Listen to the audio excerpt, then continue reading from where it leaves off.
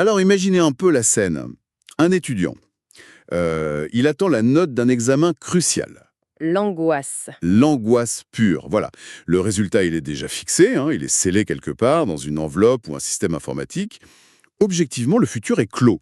Oui, mais pour lui, dans sa tête, c'est tout le contraire. Exactement. Pour lui, l'avenir, c'est un champ de possibilités immense qui oscille entre le succès, l'échec, c'est l'incertitude à l'état pur.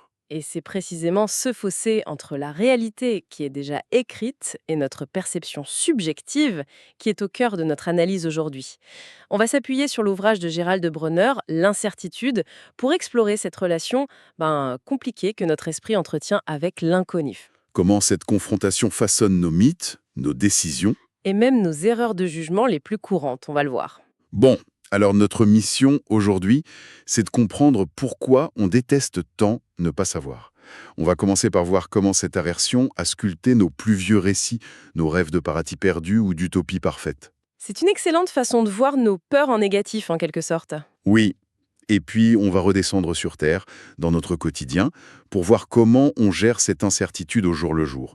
Comment on prend des décisions quand on n'a pas toutes les cartes en main. Et c'est là que ça devient, je trouve, passionnant. On va voir que notre cerveau, pour nous aider, utilise des raccourcis mentaux. Qui, très souvent, nous induisent complètement en erreur. On pense être rationnel, mais en fait, on tombe dans des pièges assez prévisibles. Prêt à plonger dans le brouillard? Allons-y.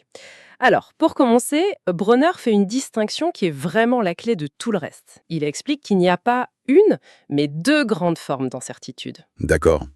La première, il l'appelle l'incertitude en finalité. L'incertitude en finalité. C'est ce que ressent notre étudiant, j'imagine.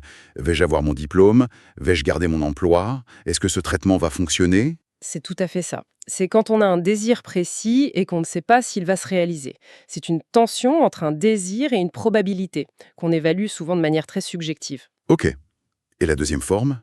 La deuxième est beaucoup plus déstabilisante. C'est l'incertitude de sens. Ah, là, on est plus dans le domaine des questions existentielles, j'imagine. Ce n'est plus vais-je réussir, mais plutôt pourquoi suis-je là? Précisément.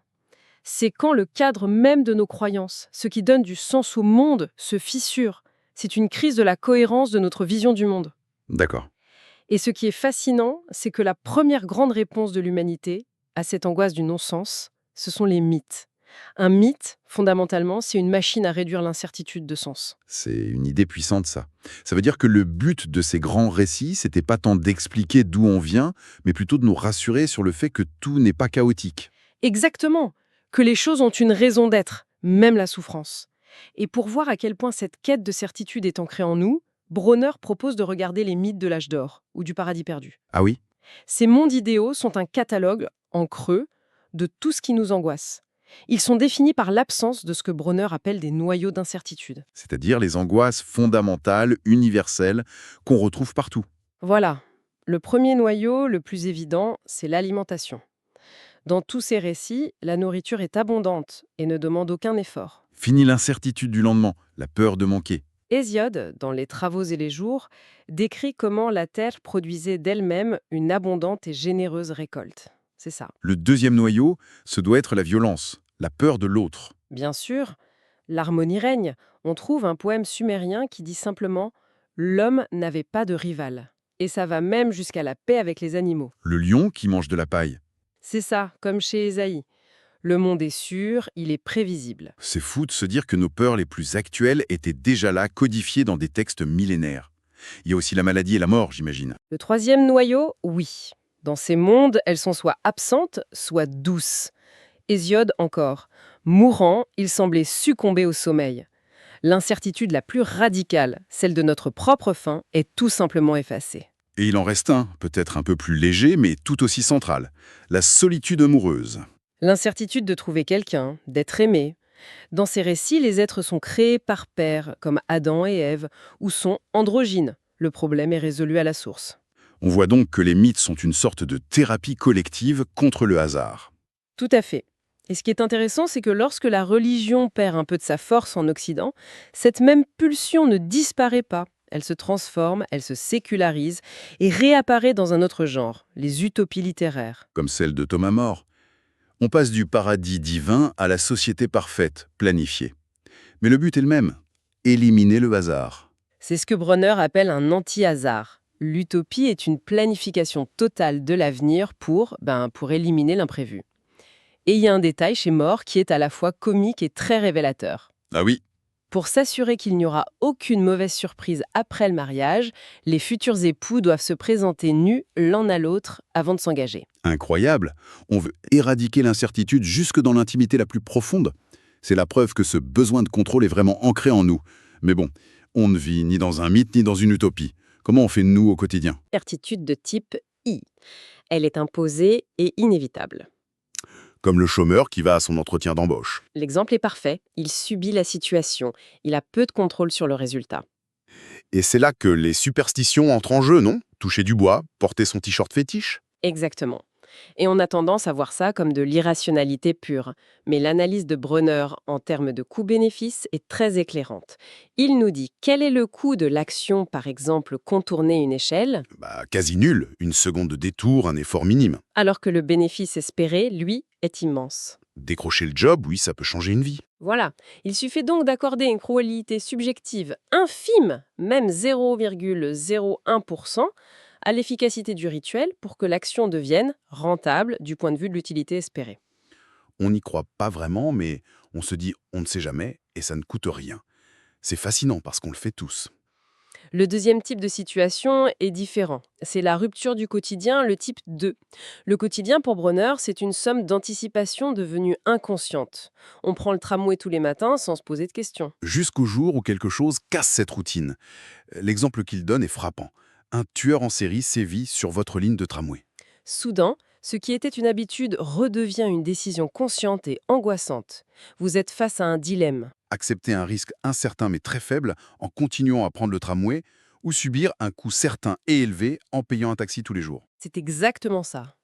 La crise nous force à regarder le risque en face et à faire un calcul. On a tous vécu ça pendant la pandémie où aller faire ses courses est devenu une décision à peser. C'est un excellent parallèle. Et enfin, il y a le type 3, peut-être le plus moderne. L'incertitude autogénérée. Celle qui n'existe que parce qu'on envisage une certaine action. Oui. Par exemple, si je n'envisage pas de tricher à un examen, le risque de me faire prendre est de 0. Ce risque n'est créé que par ma propre délibération. Ou l'artiste qui décide de se lancer, l'incertitude de l'échec est une conséquence directe de son choix. C'est ça. Ici, l'individu est l'auteur de sa propre incertitude. Donc, que l'on touche du bois ou que l'on décide de changer de vie, on est constamment en train de faire des micro-calculs de probabilité. La question c'est, est-ce que notre cerveau est bien équipé pour faire ces calculs? Et là, la réponse de la psychologie cognitive, de Kahneman et Tversky notamment, est assez brutale. Pas vraiment. C'est le moins qu'on puisse dire. Notre cerveau utilise des raccourcis mentaux, des heuristiques, qui sont rapides, efficaces la plupart du temps, mais qui nous mènent à des erreurs systématiques, des biais cognitifs. Commençons par le premier piège. Le premier, c'est l'heuristique de représentativité. En gros, on juge la probabilité d'une chose en fonction de sa ressemblance avec une image mentale, un stéréotype. Attendez, ça me paraît un peu abstrait, vous auriez un exemple concret? L'exemple classique, c'est celui des maternités. Imaginez une grande maternité, 45 naissances par jour, et une plus petite, 15 naissances par jour. Sur une année, laquelle des deux enregistrera le plus de jours où plus de 60% des naissances sont des garçons? Intuitivement, je dirais... Pareil, la proportion est de 50-50, donc les deux devraient avoir des fluctuations similaires, non?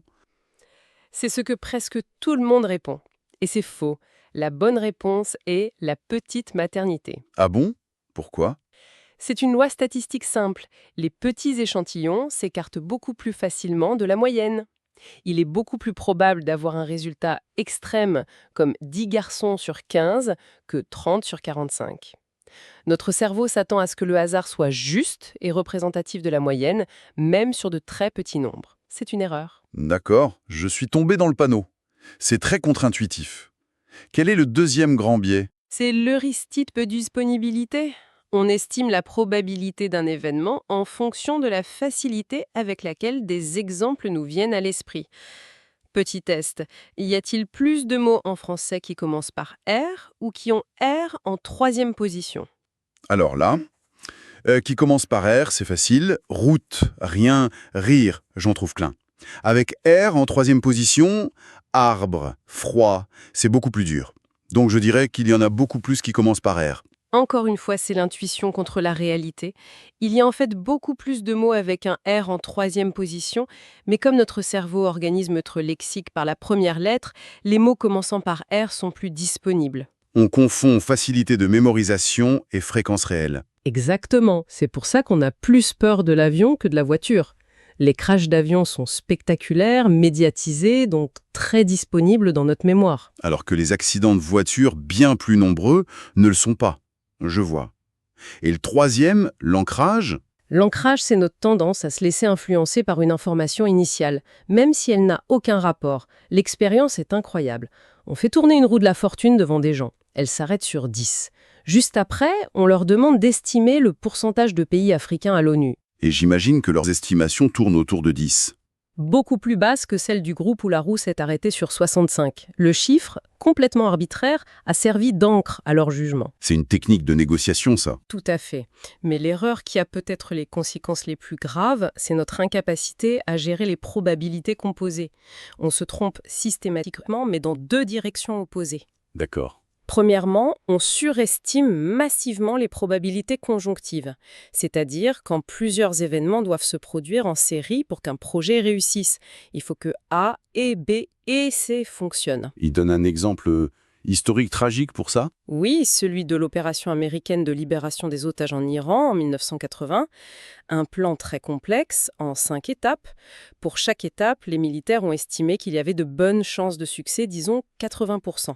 Donc un décideur se dit, 5 étapes à 80%, c'est un plan solide. Sauf que, pour que le plan réussisse, il faut multiplier les probabilités. Et 0,8 fois 0,8 fois 0,8 fois 0,8 fois 0,8, ça fait environ 32%.